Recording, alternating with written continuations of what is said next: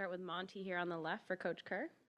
Pool, NBC Sports Bay Area. Steve, how do you think Steph's foot held up? Yeah, I think he was really laboring out there. He really struggled. No, he never even looked like it was a factor. So just stunning. You know, the physicality out there is pretty dramatic. I mean, Boston's got obviously best defense in the league, huge and powerful at every position, and for Steph to take the that kind of pressure all game long, and then still be able to defend at the other end when they're coming at him. It shows you. I think this is the strongest physically that he's ever been in his career, and it's allowing him to do what he's doing. Continue on to Kendra.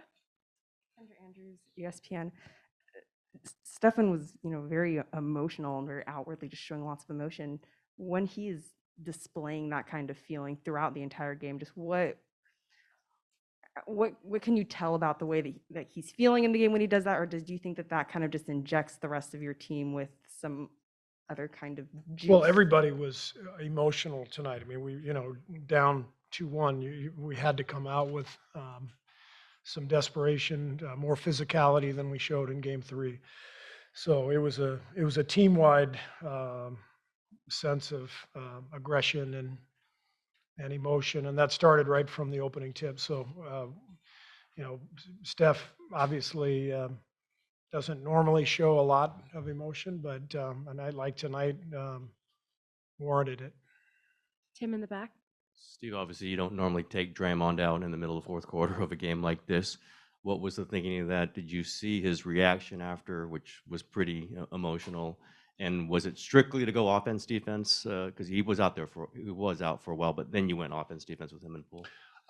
Yeah, so we took him out and put Loon in, I think around the 8-minute mark, maybe 7:40, and which was our plan anyway. But Loon was playing so well, and Jordan Poole was playing so well, so we just stayed with the group. We generally do that. I mean, like most coaches, if you've got a group that's going well, you just stay with it, and then the last few minutes we just went to kind of an offense-defense pattern with Draymond and Jordan alternating. Anthony on the right. Yeah, Anthony Slater, The Athletic. Wiggins plays 44 minutes. I think he gets 16 rebounds. Just how big was he tonight? Wiggs was fantastic. I mean, to go against Boston, you've got to deal with Tatum and Brown, and they're just powerful, skilled players, great size. They're coming downhill at you constantly. And so we have to have Wiggs out there. And I thought he was great defensively.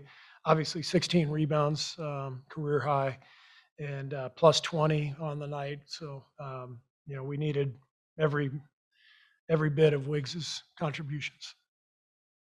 Marcus. Marcus Thompson, The Athletic. Steve, how you've stuck to your guns for years now about keeping Steph's minutes down and not playing him a lot. How much gangster did you have to summon to sit him to start the fourth quarter? Yeah, he was not happy, but I felt pretty good about where we were. The other night he played the whole fourth, and I didn't love the way that quarter went. Not because of how he played, but I think we were in a pretty good spot, and to buy him a few minutes in the fourth quarter to start, I think. To me was important, but you never know how it all plays out. You just kind of go with your gut. CJ on the left here. CJ Holmes, San Francisco Chronicle. Steve, from a rebounding perspective, the game flipped completely when you put Loon into the game early in the first quarter. How important is he to what this team does on the glass? Yeah, Loon is just crucial to everything we do. He's our best screener, our best rebounder. One of our smartest players. He's always in the right spot. He made, I thought, the biggest bucket of the game when after Horford made the three from the corner. Draymond made the pass out of the pocket to Loon. He finished with that left hand. So Loon has just grown leaps and bounds. This year he's been really good for us over the years, but this year in particular, he's he's taken a leap to a point where, he's just, irreplaceable for us. And he's played in every game, and he's a guy we count on. I didn't play him enough in game 3. That was my mistake. So it was important to get him out there, and he had a huge impact on the game. Malika on the left.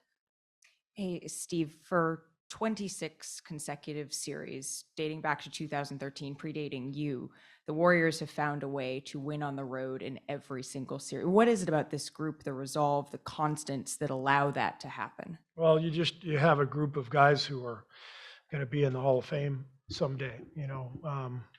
Steph, Clay, Draymond.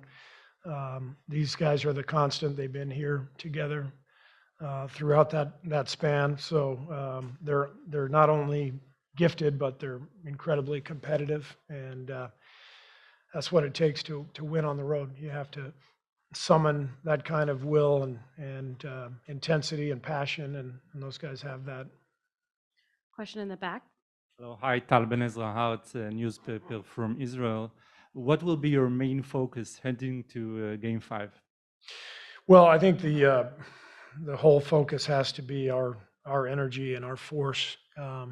It's obvious tonight how much more alert we were, how much more force we played with, and they completely outplayed us in game 3 from that standpoint.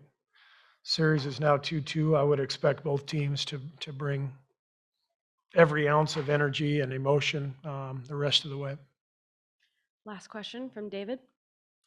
David Aldrich with The Athletic. Steve, your group's been around a long time. You've been with them and they've been with you, and I know they trust you. But is there any kind of, do you have to say anything to a guy like Draymond in a situation like that? He knows that, maybe he wasn't playing great and Looney was playing better. Is there any part of you that has to explain that to him in that situation, or do you just trust that he understands? You mean where I took him out? Yes. No. I don't ever want our players to be happy, if I take them out. Draymond is incredibly competitive. I didn't see, I think Tim mentioned a reaction. I didn't see any reaction, but he's the ultimate competitor. Came back in, made huge plays down the stretch. He finishes the game with 4 steals, 8 assists, 9 boards. Look, this is a tough series for him to score because of Boston's size and athleticism, but he's still impacting the game at a huge level. And he knows we're just going to do whatever it takes to win. We got a lot of guys who can contribute. A lot of guys did that tonight, and we got it done. And whatever it takes in Game 5, that's what we'll do too. Thanks, Coach. Thanks.